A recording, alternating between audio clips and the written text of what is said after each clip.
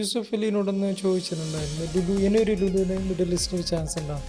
യൂസുഫ് അലി പറഞ്ഞു ഒന്നല്ല, ഇനി 4 ലുലുവിന് മിഡിൽ ഈസ്റ്റിൽ ചാൻസ് ഉണ്ട്. അത്രയ്ക്കു സ്നേഹത്തോടെ കാണുന്ന ഒരു മലയാളി വ്യവസായമാണ് എം.എ. യൂസുഫ്.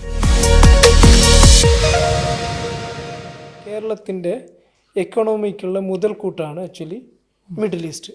ഇനി എന്തൊക്കെ പറഞ്ഞാലും ആ ഒരു മുതൽക്കൂട്ടാണ് അത് വളരെ സങ്കടകരമായിട്ടുള്ള ഒരു വസ്തുത ഉണ്ട്. അത് ആ രീതിയിൽ ഗവൺമെൻറ്റോ അല്ലെങ്കിൽ രാഷ്ട്രീയ നേതൃത്വമോ അതിനനുസരിച്ചുള്ള പ്രോത്സാഹനമോ സപ്പോർട്ടോ നൽകിയിട്ടില്ല എന്നുള്ളൊരു സങ്കടമൊക്കെ ഉണ്ട്. പക്ഷേ എന്തു പറഞ്ഞാലും കേരളത്തിൻ്റെ എക്കോണമീനെ ഈ ഒരു രീതിയിലേക്ക് ഡെവലപ്പ് ചെയ്തതിൻ്റെ ഏറ്റവും പ്രധാനപ്പെട്ട ഒരു കാര്യം ഗൾഫ് പ്രവാസ കോൺട്രിബ്യൂഷനാണ്. കറക്റ്റ്. അതിൽ സക്സസ് സ്റ്റോറി എന്ന് പറയാൻ പറ്റുന്നത് നേരത്തെ പറയാറുണ്ട്. അതായത് രത്തൻ ടാറ്റ മരിച്ചിട്ടാകുമ്പോൾക്ക് സോഷ്യൽ മീഡിയയിൽ വന്നൊരു വാക്ക് ദ മാൻ വിത്തൗട്ട് ഹേറ്റേഴ്സ് എന്നാണ് പറഞ്ഞത്. അതേപോലെ ഉള്ള അല്ലെങ്കിൽ ആ ഒരു അത്രയ്ക്കു സ്നേഹത്തോടെ കാണുന്ന ഒരു മലയാളി വ്യവസായമാണ് എം.എ. യൂസുഫ് അലി. അദ്ദേഹം ബിൽഡ് ചെയ്തത് ഇവിടെ നിന്നാണ്, പ്രത്യേകിച്ച് അബുദാബിയിൽ നിന്ന്. ആ ഒരു സക്സസ് സ്റ്റോറി വെരി ഇൻസ്പിറേഷനാണ്. ആ സക്സസ് സ്റ്റോറി പുള്ളി തന്നെ പറയുന്ന ഒരു കാര്യം എന്ന് പറഞ്ഞാൽ ഇത് ഒരു 5 കൊല്ലം കൊണ്ടോ 10 കൊല്ലം ഉണ്ടായതല്ല യൂസുഫ് അലി എന്നുള്ളതാണ്. അതായത് പതിറ്റാണ്ടുകളുടെ പ്രയത്നവും ഹാർഡ് വർക്കും ഡെഡിക്കേഷനും ഡിറ്റർമിനേഷനും സാക്രിഫൈസും എല്ലാം കൂടിയിട്ടുള്ള ഒരു റിസൾട്ടാണ് യൂസുഫ് അലി. ഓക്കെ, ഇനി ഗോയിങ് ഫോർവേഡ് ഒരു യൂസുഫ് അലി അല്ല, ഒരുപാട് യൂസുഫ് അലികളെ സൃഷ്ടിക്കാനുള്ള പൊട്ടൻഷ്യലി മിഡിൽ ഈസ്റ്റിനുണ്ട്, ഇപ്പോഴും ഉണ്ട്. അതിൽ ഒന്ന് പ്രധാനപ്പെട്ട കാര്യം എന്ന് പറഞ്ഞാൽ കൾച്ചറൽ കൊളാബറേഷൻ. അതായത് നമ്മൾ ചരിത്രപരമായിട്ടുള്ള ഒരു ബന്ധമുണ്ട്. ഇറസ്പെക്റ്റീവ് ഓഫ് റിലീജിയന് മിഡിൽ ഈസ്റ്റും കേരളവും തമ്മിൽ, മലയാള നാടും തമ്മിൽ ഒരു വലിയ ബന്ധമുണ്ട്. അപ്പോൾ ഈവൻ നമ്മൾ അവിടെ നിന്നാലും ഇവിടെ വന്നാലും നമുക്ക് ആക്ച്വലി ആ ഒരു ഡിഫറൻസ് ഫീൽ ആകുന്നില്ല. അത് ഫീൽ ആവാതിരിക്കാനുള്ള കാരണം നമുക്ക് അങ്ങനെ ബന്ധമുള്ളത് കൊണ്ടാണ്.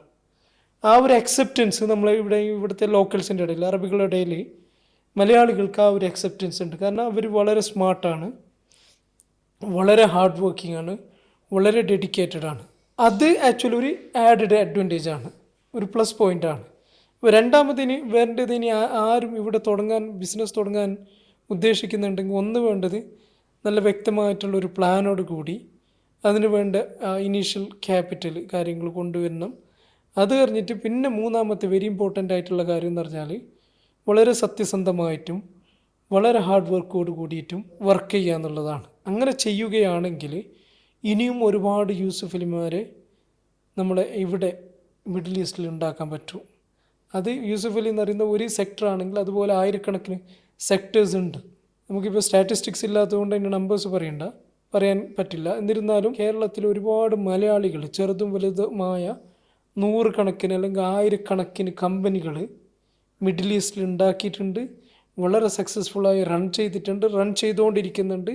അതിലുപരിയായിട്ട് ഇനി ഗോയിങ് ഫോർവേഡ് ഇനിയും വളരെയധികം വളരാനുള്ള പൊട്ടൻഷ്യലും ഈ ഒരു സെഗ്മെൻറ്റിനുണ്ട്. അപ്പോൾ അങ്ങനെയുള്ള ഒരു കാര്യം കൂടി മിഡിൽ ഈസ്റ്റിലുണ്ട്. അപ്പോൾ ആര് വേണമെന്നുണ്ടെങ്കിലും വരുവാണെങ്കിലും they will welcome us. Correct. The land. Yes, Yusuf അലിനോടൊന്ന് ചോദിച്ചിട്ടുണ്ടായിരുന്നു, ഇനിയൊരു ലുലുവിന് മിഡിൽ ഈസ്റ്റിൽ ചാൻസ് ഉണ്ടാകും. യൂസുഫ് അലി പറഞ്ഞു ഒന്നല്ല, ഇനി 4 ലുലുവിന് മിഡിൽ ഈസ്റ്റിൽ ചാൻസ് ഉണ്ടെന്നാണ്. അപ്പോൾ അത്രത്തോളം മാർക്കറ്റ് പൊട്ടൻഷ്യൽ ഉണ്ട്, അത്രത്തോളം ബിസിനസ് ഫ്രണ്ട്ലി ആണ് ഇവിടെ.